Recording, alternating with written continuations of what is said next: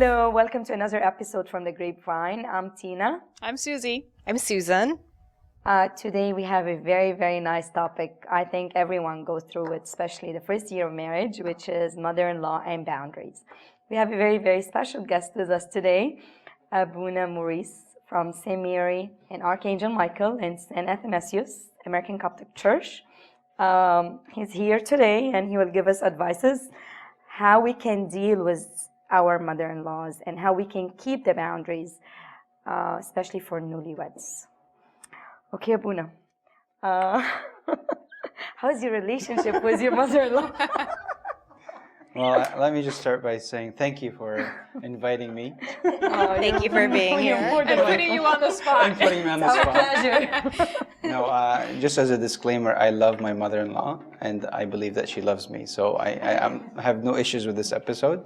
But, there's always the umbrella of love and the Christian faith and everything that we do. We honor our fathers and our mothers. But we also make sure that there are boundaries to make sure that that love continues and it doesn't stop. I agree.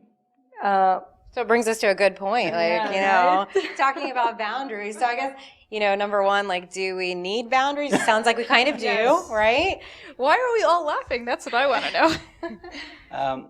So obviously with everything in life you need boundaries, not just a relationship between yourself and your mother-in-law.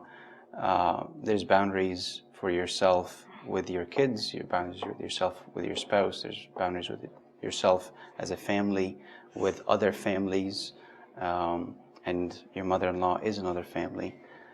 So there's always boundaries. It's not just for the mother-in-law, it's boundaries for everyone.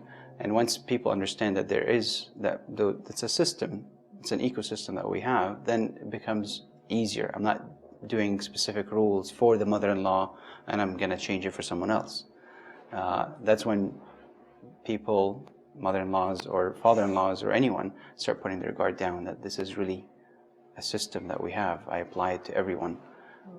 And a nice order and structure and everything always goes a long way. Okay, I have I don't know, it might be a silly question, but who should build that boundaries? Let's say, should I build it with his parents? Should he build it with his parents? Who should Who's the start? initiator? Yeah. Initiate. Okay, so let's start from the basics. When a person gets married, they leave their father and their mother, and they're united with their wife, a man with their wife. That becomes a small church that everybody, as a community, is supposed to care for the well-being of that small church. As the husband and the wife, they're partners in that church, they have to set boundaries for everyone along the way to make sure that this is now a separate entity. I think the issue that comes up all the time is that the parents, by their nature, they don't feel that they're separated from their kids. I agree.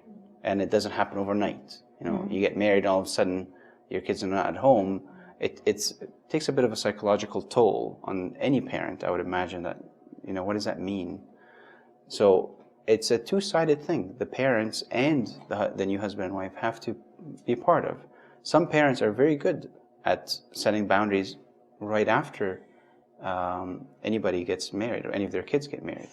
In a sense of, you can't just come into the house whenever you want anymore. I'm setting boundaries so you realize that you too have to set boundaries. So this house that you called your house, because it is your house previously, is no longer your house. You have your own house, and if you need to come, it's a separate house now. You can't just come whenever you want and eat whatever you want and sleep whatever you want. So the parents start educating their kids and saying, no, this is a separate house now. What you do with other people's homes, you have to do the same thing. So if you call in advance, you have to, whatever you're expecting me to do with you, you have to do with me. If you expect me as a father to call you before I come to make sure that you could accept me, you need to do that. You can't just knock on my door and say, what are you eating today? Obviously, parents love their kids so much that they don't do that. But it would help if they start doing that. So the kids, it's always the job of the parents to lead in educating their kids, even if they don't know. But if that doesn't happen, which I think most of the time is the case, then it's the role, I always put it upon the role of the husband to be the leader of the family, that you have to set the boundaries with constant communication with your wife and your spouse to make sure that we're setting this not just for my mother-in-law and not you do it for your mother-in-law. No, we're setting it for every single family outside of this unit. So it's a system that everybody agrees with. So if anybody that wants to come in to our house, for example, there's rules. I have to respect the needs of my wife. I have to respect the needs of my kids. I have to respect my own needs. So I'm setting the boundaries not just because I don't like the person or no, this is out of my love for my family and out of love of keeping my relationship with my mother-in-law or father-in-law, anyone, growing in a well-fashioned way. I agree with what you're saying. I don't have this problem. I love my mother-in-law very much. I've never had this problem actually, but I am going to speak on behalf of people that I've heard their stories. How do you get your husband to wake up to that and let him do that? Because sometimes it's it's the role of the husband, as you're saying. I completely agree, but how do you get that husband to wake up? This is your role. Do nature. it. Yeah. Well, and what I wanted to add too They don't do is, like, you gave the perfect scenario, right? Where like the parents, they start it this way and all that, and that's like the ideal way, right? But when you think about marriage itself, it's really it's interesting, right? Because you have two people who grew up in completely different households with completely different beliefs, or just habits, right? And so things might look very different. So to your point, like it's not that easy to see eye to eye maybe on how and what those boundaries will look like. So I think we're talking about a multi-level question here. So let's just try to eliminate. Just not eliminate, but let's just focus one step at a time. It's kind of like unravel. It's like an onion. We're peeling the onion. Just don't cry as we're unpeeling it. Right now we're better. exactly. So obviously you're right. As a new husband or a new wife, you're starting a journey. There's a lot that you still have to grow into. So there's constant communication that has to happen at the beginning. There's a lot of things that I do previously when I was single that I don't do as a married person, and so forth, that intermix. It's like you're trying to put together a nice smoothie. You start with like blocks of ice cubes and fruits are chunky, whatever, and then you put it all together, that ultimately becomes very smooth. Well, that takes a lot of interaction and effort and hitting, and hopefully no hitting involved, but it will take a lot of interaction between the husband and wife to come to a unified approach on what comforts the wife and what comforts the husband, and how those boundaries look like. Maybe the husband loves their parents so much that they don't care if they come every day, but maybe the wife, no, I need my space. Right. Okay, well, I have to cater to my wife first and foremost. I'm responsible for her. I'm not responsible for my parents. So setting the priorities in life right, making sure, what are my responsibilities as a husband? Myself in front of God first, my wife, my kids, my home, then my parents, my siblings, and so forth. Having that priority always resets things, because a lot of people tend to use verses of the Bible to their own benefit. Honor your father and your mother. Okay, Meshe, I will honor my father and my mother. But setting boundaries, because I think that's an underlying message, that it's not a dishonorable thing to set boundaries. You could be very honorable and very respectful, but setting boundaries for them and for your family. But at the beginning, so first question is, it would require a lot of time and effort and communication and so forth until you have a unified front. After that, it gets easier, and it gets easier. But do not be afraid to set boundaries. Do not be afraid to make them clear. Because a lot of times, especially Egyptians, feel like as if you're disrespecting someone. That's so true. You're not disrespecting anyone by saying, oh, by the way, before you come to my house, do you mind calling me first? That's not disrespect. If someone's going to stay over at someone's house, you have to check if that time is okay for them. You can't just walk in the door and expect that they're going to be ready for you. Out of respect for the church in that home, out of respect for the husband and the wife and the kids and their needs, I have to give an advance notice. That's not a disrespect. The more that we can say, let the husband lead, and the more that we can focus on make it clear to people what the boundaries are, the less problems that you're going to have. If you think the problems are going to be tough at the beginning, they're nothing compared to if you don't do that. Right. So let's be wise and say, set the rules that comfort you, because the parents ultimately want you to be happy. They're not going to come to bring misery to you. So what would make you comfortable? And then it's easier for you and them to get along and flourish and to be a loving family.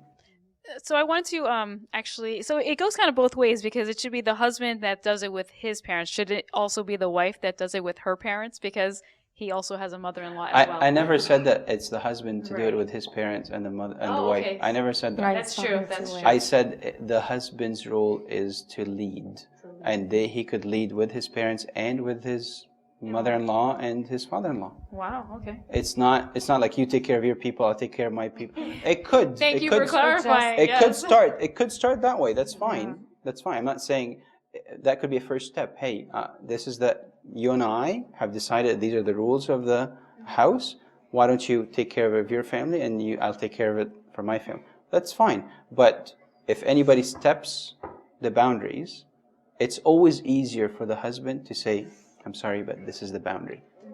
Whether to his parents or to his in-laws. Really? Because most of the time, most of the time, again, from my very limited 2.5 months as a priest experience, it's a lot easier for the husband to be logical and clear without any emotions. A lot of times, the wife could be a bit more emotional and would get pulled into the guilt, because parents love that guilt card.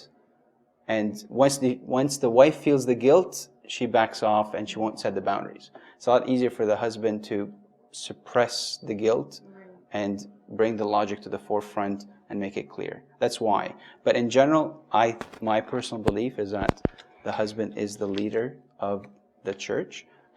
It's his role to set the boundaries to everybody outside through constant communication with the wife and through the love that he has for his wife, to make sure that everybody knows what the rules are. I like that. I think it's a harsh reality for some people, but I do like it. It's well, and I think it's important to realize, though, like, the husband is the head of the household. He's the head of the church. But you're not necessarily saying, to be clear, that, like, you know, the husband should figure out what those boundaries are. It should be a conversation, right? Absolutely. Like, so the husband and wife should sit down pretty early on, probably, like you said, right? Because ultimately you don't want to encounter issues because those boundaries weren't set. That's right. So, again, and then you have to be a smart husband. Yeah, that's right. A smart husband is basically saying, I need to make sure that my wife is happy at the end of the day. Right. That's a smart husband. Or she'll make him or miserable. should be a wise husband, in a sense of, look, I want the comfort of my wife, I want the comfort of my kids, because ultimately that's what's going to make all of us as a happy family. Mm-hmm. But the husband is given that role to lead, and the wife has to accept for that husband to lead. Right. A lot of times it's like they're struggling. Mm-hmm. The rules are pretty clear in our church what everybody should be doing. So maybe it requires more communication, maybe it requires more just private time, just the husband and the wife to sort everything else out. But life gets to become a lot more smoother when there are boundaries in place, when people know the boundaries. You might have the boundaries in place in your own mind. The people around you don't have a clue what these boundaries are. And they stumble and they fall and they disrespect you, and like, no, just tell the people what the boundaries are. And boundaries don't just fall into the relationship of a husband and a mother-in-law. Like I said earlier, there's boundaries as a priest to the congregation. There's boundaries between the priest and the bishop. There's boundaries between the priest and the deacons. There's always boundaries. It's a lot of times people don't know what these boundaries are, and that's why they fall into that there's issues.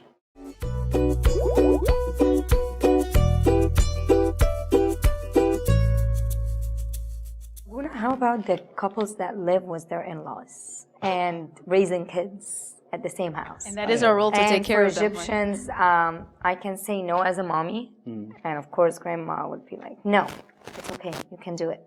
No, you need a piece of candy, go ahead and take it. Again, that's a very difficult situation to be in, and hopefully people are only in that situation under strenuous circumstances, and they just don't choose it as a lifestyle. But if that's the case and they have to live with, they still have boundaries. Yeah, but how can they address it? Again, address it in a very open clear, transparent, honest, respectful way, because you care enough about the person that you're setting the boundaries for. If you don't care about the person, then who cares if you set the boundaries and they disrespect you and you fight with them and you're angry with them, and you're doing this because you really care about the people, you really love the people, but you also know what makes you happy and what makes you comfortable. So you're doing it for their benefit and your benefit, to be clear. So if they are living in this house, they need to still discuss boundaries openly and transparently with respect and love about everything. When it's the children, the sole responsible people for the children are the father and the mother. Period. No discussions. It's out of disrespect that the mother-in-law or the father-in-law or the grandparents supersede that and say, no, I'm going to feed them whatever I want. No, you will not. That's not your responsibility. And what message are you giving the kids when dad and mom say no and you say yes? So no. There are rules and there are boundaries, even if you're living in someone's house. It's a bit tougher, maybe it requires more transparency and more honesty, but it still needs to be set. Do you feel that there are any in-laws that actually try to break a marriage up? Or sabotage the relationship? In your 2.5 months. In my 2.5 months. In your 2.5 months, or any of your I friends? haven't seen that kind of malicious behavior. I'm sure there are people out there, but I hope that there are no parents out there that physically or emotionally or psychologically try to break a marriage. What I've seen a lot, again, in my 2.5 months, is the power of guilt, especially on the wife. When the mother or the father or anyone uses that against her or against the husband. It works both ways. How can you say this? Don't you care about us? Don't you love us? And I could see it being such an issue with respect. So in marriage, like, respect is so important for the husband and wife to have towards each other. So, if the husband is, leaning more towards his family and not respecting the wishes of his wife, if that's what, they've agreed upon, that could drive a really big wedge. So I would think it would probably be more like subconscious or, like more psychological and not meaning to, but I could see that it would probably cause a pretty big issue. Right. The parents have to give their kids enough gap, enough time alone, so they can decide what those boundaries are. If they're always overwhelming them and they're always constantly visiting them and always constantly guilt-tripping them and saying, no, you have to call us, you have to do this, you have to do this, and you have to do this, you're not really helping that church to grow. Just because I love you, I respect you, all of that. I don't have to negotiate that every time. My love, our Christian love, is not based on the number of phone calls I give to my mother-in-law. If it was, then okay, then I have to call her more often. But that's not the case. Our Christian love is very sacrificial. So we have to be clear. I don't disrespect you by telling you you have to give us a heads up before you come. No, because I say that to everybody. I'm not disrespecting everybody. So things have to be clear. Guilt does not work. If someone is trying guilt and the other person knows that they're using guilt, they would walk away from them. They wouldn't want to deal with them. And if it worked, it will only work temporarily until you get sucked into something else, and then things get screwed up and it's all over the place. Why? Because someone guilt me into doing something that I don't really agree to do. Well, I know we talked so much about the boundaries and maybe the hard part of this conversation, but I think it's also so important to realize the mother-in-law can play, or father-in-law, or in-laws in general, not just mother-in-law, can play such a valuable role in the family. There's no relationship like the relationship with grandkids, right? And so I think for so many reasons it's important to set those boundaries early. Some of the ones I think of are, it takes a village, right? It takes a village to raise the kids, but if you're doing it in a way that's destroying the household, the church, the family, then it's destructive. Sure. No, obviously, nothing is more beautiful than Giddo, my dad, or Sherry's dad to come in and, educate the kids and to play with the kids, and they see that, or they go to church together, or they pray together or they read the Bible together or whatever, it confirms and affirms what the family is doing. You know, when a child sees, oh, well, Giddo also goes to church with us. Oh, Tita always takes us to. Oh, Tita prays with us. Or Tita reads the Bible for us. So it's not just a mommy-daddy thing. Then it's kind of building on that village. No, it's a whole, everybody's doing it. So that must be the right path. That must be the truth. So I'm ingraining those beliefs in the child in a very indirect way by showing them good examples. I feel, Abuna, like the parents that stayed here longer and worked and they raised their kids here, they think differently than the parents that just came from Egypt. Kids are already grown, finished with their schools and working and starting life here. I feel like it's just hard to understand the concept of how we need to be very valuable, as you're saying, to our kids and our grandkids in their lives. That's how I feel. I just don't know. Maybe I'm wrong. Just different education, different So you're saying culture. the mother-in-laws that are raised in Egypt and raised their children in Egypt? And they never came here or worked or lived the life here that we're living. Was everything like work, school, and life. Right. It's totally different for them because they're coming here, they have nothing in their life, they're free. Nothing to do except to bother their kids and attack Oh, so you're their thinking loves. from the perspective of they just have a lot of time on their hand and they're not really in tune with boundaries and really in tune. Again, having too much time on your hand is not a good thing, you know, just as a general concept, you know. So we just send them away to go do some stuff. No, but again, by setting the boundaries, look, there's no such thing as you coming and staying with us for 5 months or something just because you got nothing to do. No. That does not help the family. No? They are not going to agree. Well, again, by saying, you're assuming that they're not going to agree, first of all. And if they don't agree, then you have to tell them, this is the house rules. This is not just a rule for you, and I'm turning around, I'm giving a different rule for, my father-in-law or my other mother-in-law. No, this is the rules for the house. That as a house, as a household, as a family, we cannot have any guests come and stay with us for 5 months, 6 months at a time. Now, if there's specific scenarios where someone, like their father or their mother, are extremely sick and they need their help and they need support, obviously that's specific and that's, exclusions of the rule. But as a rule, no. There is no such thing as another family living with a family. No. There's no boundaries in that system.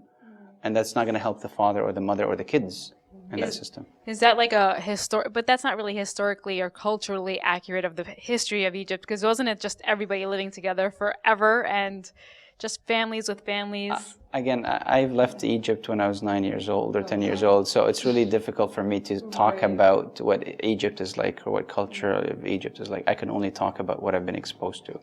And what I've been exposed to is very simple. Everybody loves everybody. Everybody respects everybody. There are boundaries in place. It's not a healthy relationship to have no boundaries for anybody, with anyone. This mishy-mashy, I could come at any time and leave at any time. It doesn't help. It doesn't help. I've met families that their kids are suffering because they don't have their own private time in their own house, that they don't know who to expect at any time. Anybody could be knocking on their door. Now, as a father, would you allow that for your kids? Of course not. They need to feel safe in their own home. So, no, there is system and there's order. And you have to, and again, the father and the mother have to implement that system.